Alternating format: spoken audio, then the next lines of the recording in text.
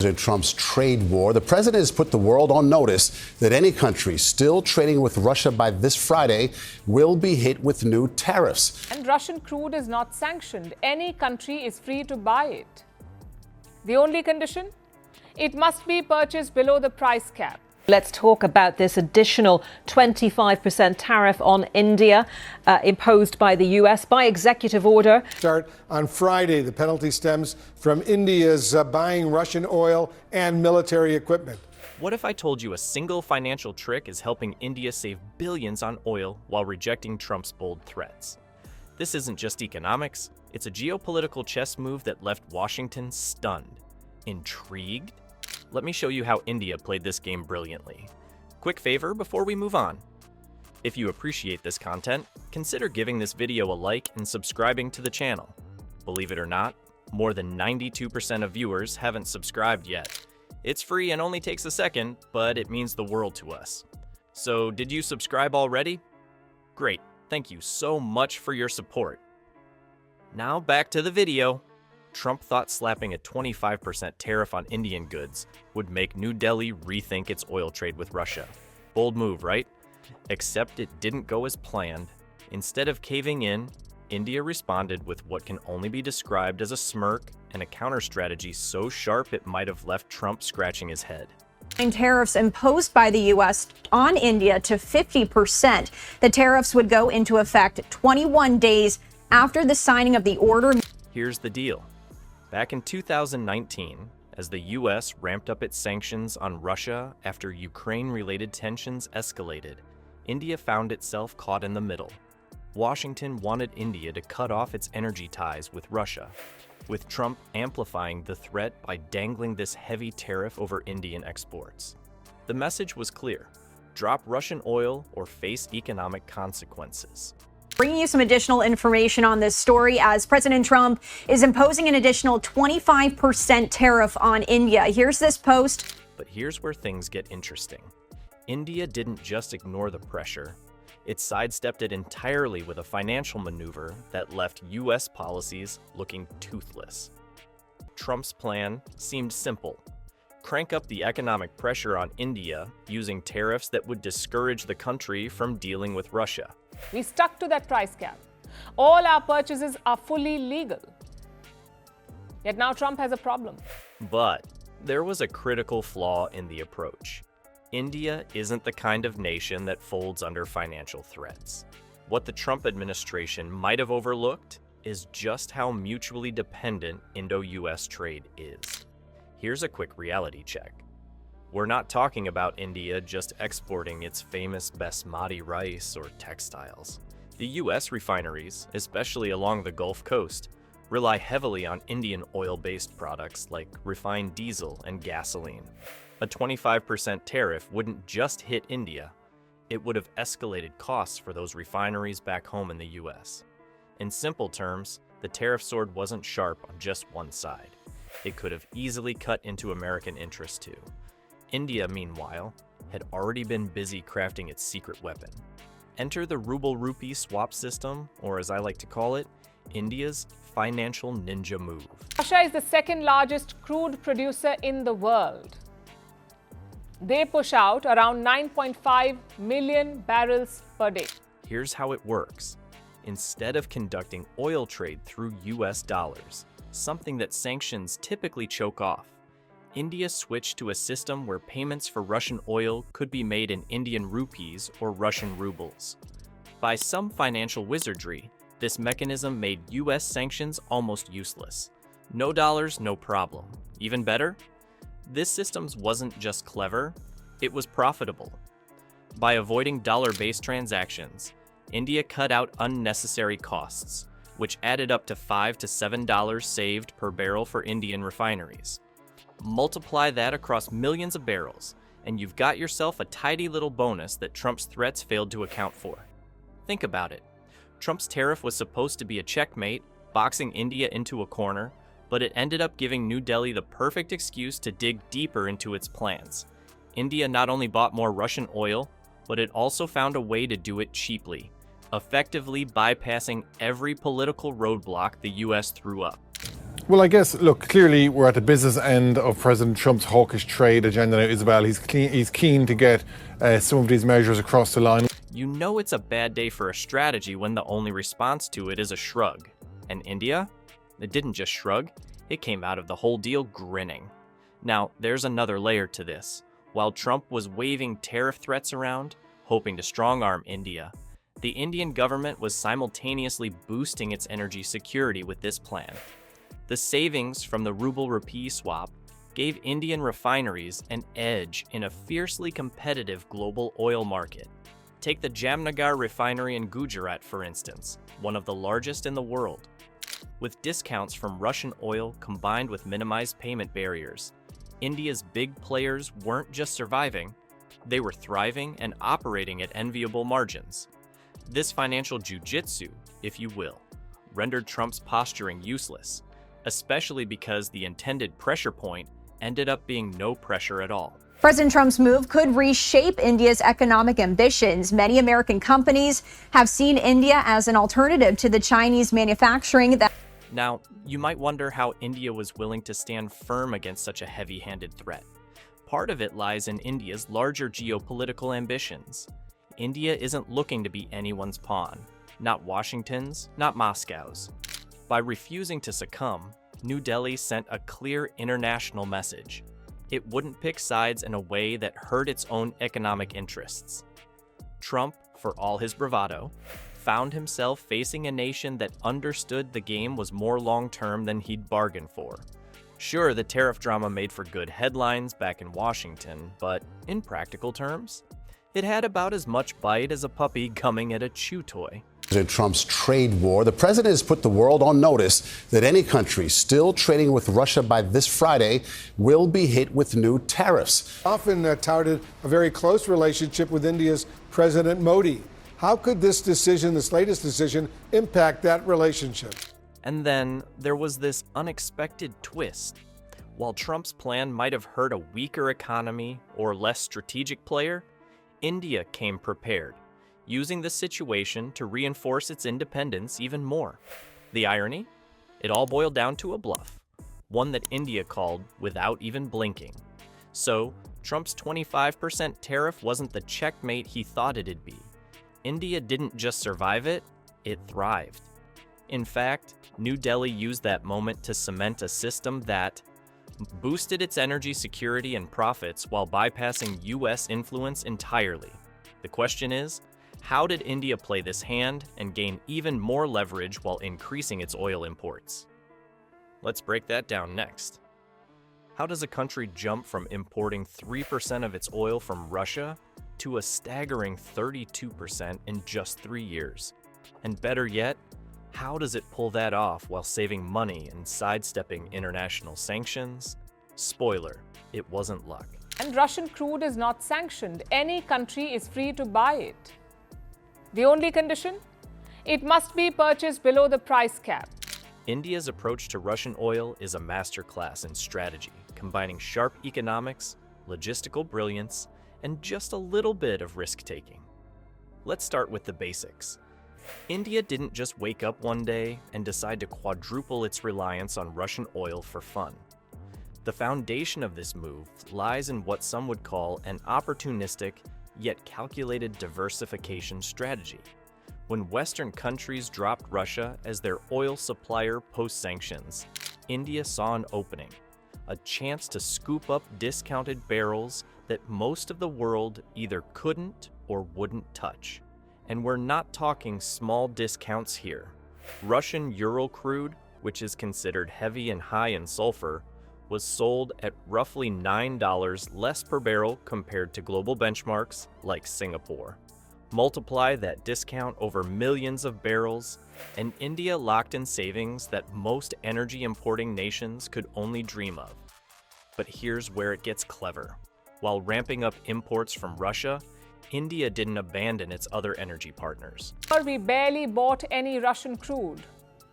It made up just 0.2% of our imports.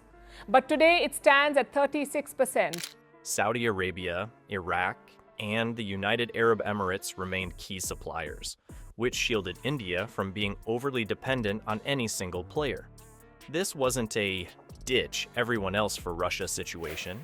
It was more like building a safety net. And by keeping its options open, India ensured that it could still move between suppliers depending on pricing and geopolitical pressures. That's what makes this strategy so much smarter than a simple bargain hunt. It's not just about scoring a deal.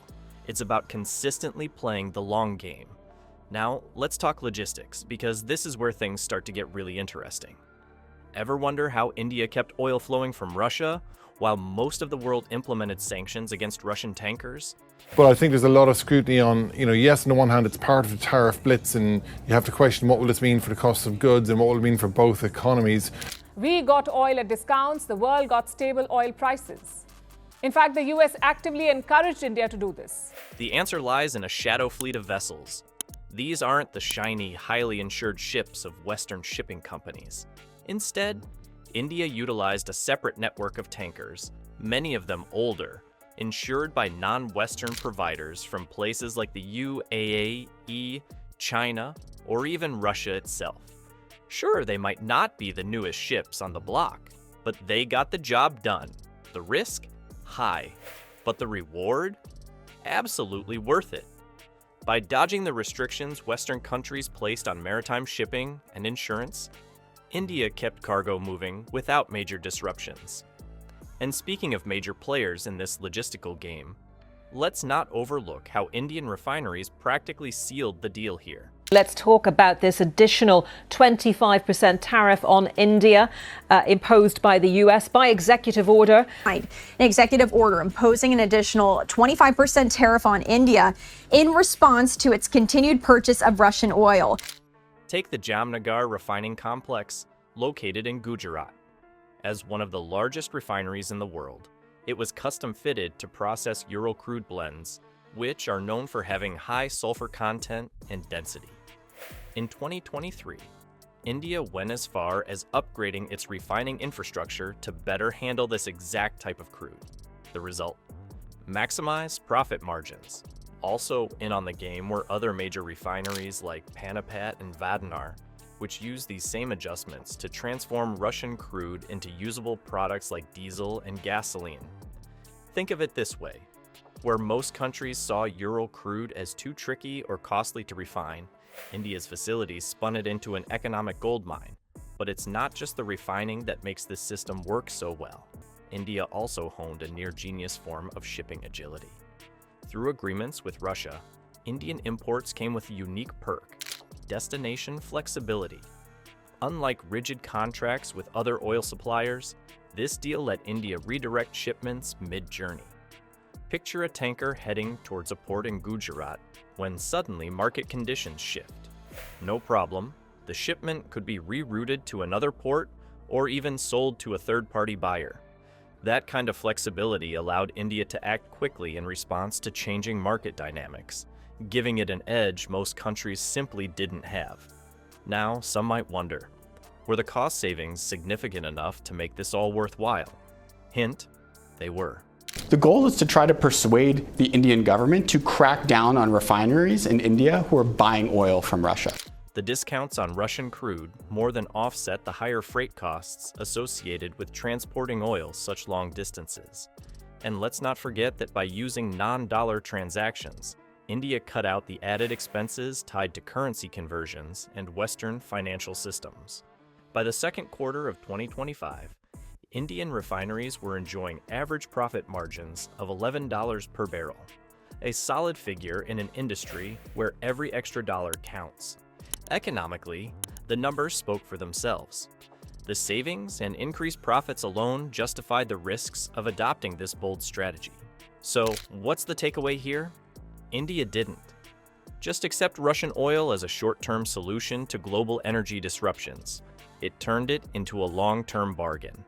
By carefully balancing risks, building infrastructure, and leveraging diplomatic agreements, India embedded Russian oil into its energy policy. Start on Friday. The penalty stems from India's buying Russian oil and military equipment. Been a priority for the US government over the last several years. This would now appear to at least put significant tension into that relationship. in a way that was both sustainable and profitable. And in doing so, it didn't just save money. It secured its place as one of the few countries able to navigate the tough terrain of energy geopolitics on its own terms. But energy isn't just about barrels of oil or clever shipping. There are also huge geopolitical implications. How does India manage to balance this strategy with its international alliances, like its defense ties to the US? Let's tackle that next. Can a country cozy up to Russia for energy deals while keeping a straight face in front of the United States? Apparently, if that country is India, the answer is yes. Somehow, New Delhi has mastered the art of staying friends with the US on one hand, while shaking hands with Moscow on the other. It's like watching someone juggle flaming swords and coming out without a scratch. But how exactly does India pull this off without falling face first into a diplomatic crisis? Well, it's all about priorities and pragmatism. India's balancing act starts with an understanding of what's not negotiable: energy security. For a country whose economy is still growing at breakneck speed, running out of affordable oil isn't just inconvenient, it's catastrophic. So when the US suggested cutting off Russian oil, India politely declined, but it didn't stop there. India found a way to keep the oil flowing while avoiding American sanctions, all without torpedoing its defense ties with Washington. Honestly, it's genius. The US, on the other hand, isn't just miffed about India buying Russian oil for the sake of control.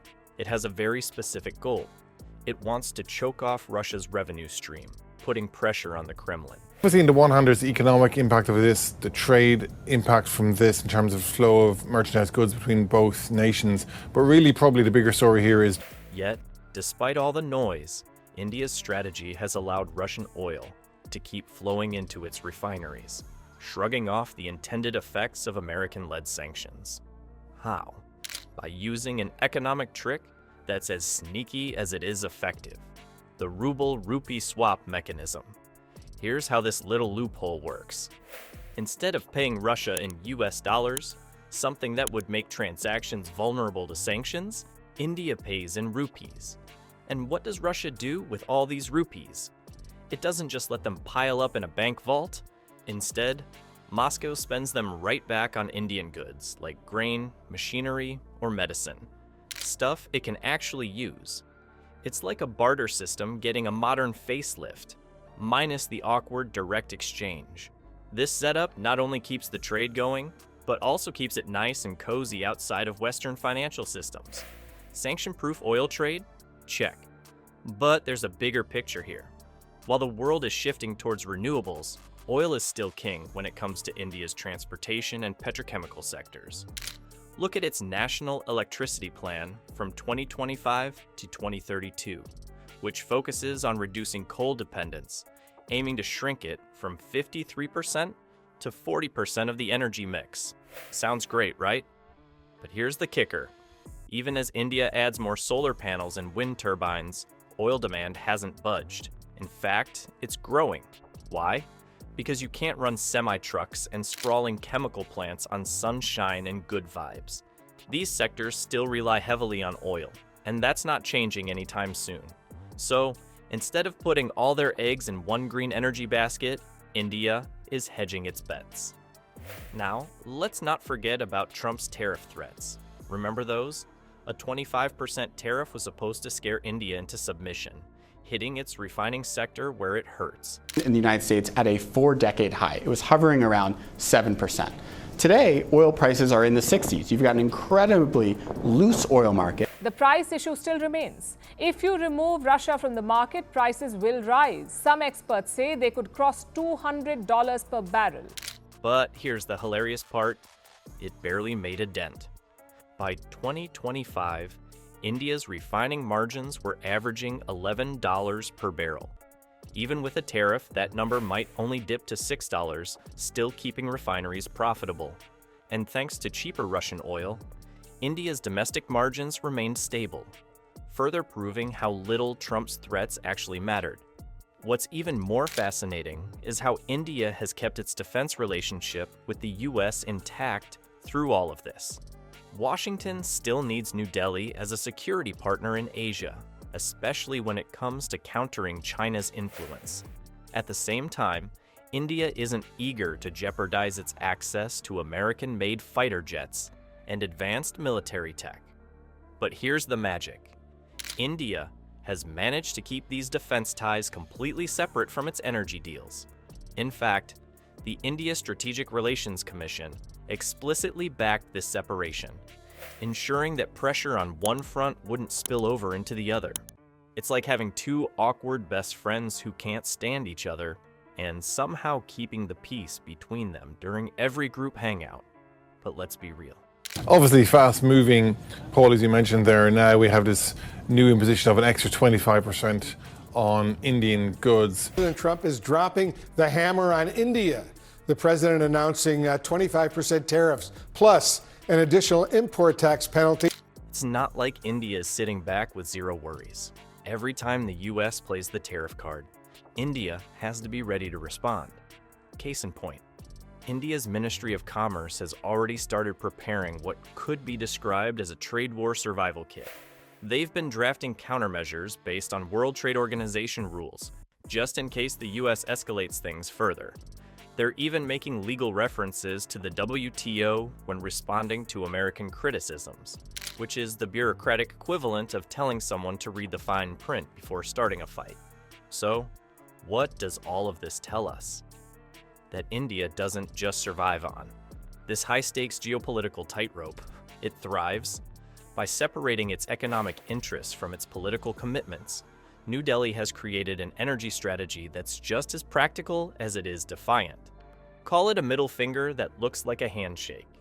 In the end, India has proven that you can stay friends with America while still cutting deals with Russia, if you know how to walk the line. And India? Well, it's walking the line like a pro. But what's the broader takeaway from all this? Let's uncover that next. India's oil strategy wasn't just about barrels or discounts. It was a power move for autonomy.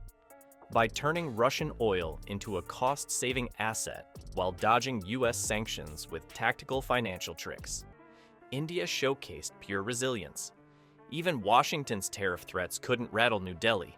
President Trump signed an executive order today to place that additional 25% tariff on India for its purchases of Russian oil. And here's the kicker. This isn't just about money. It's about proving that navigating geopolitics can be done on one's own terms without becoming anyone's pawn. So, if India can outplay a global superpower over something as contentious as oil, what other tricks is it hiding up its sleeve? Sometimes the smartest moves are the quietest ones,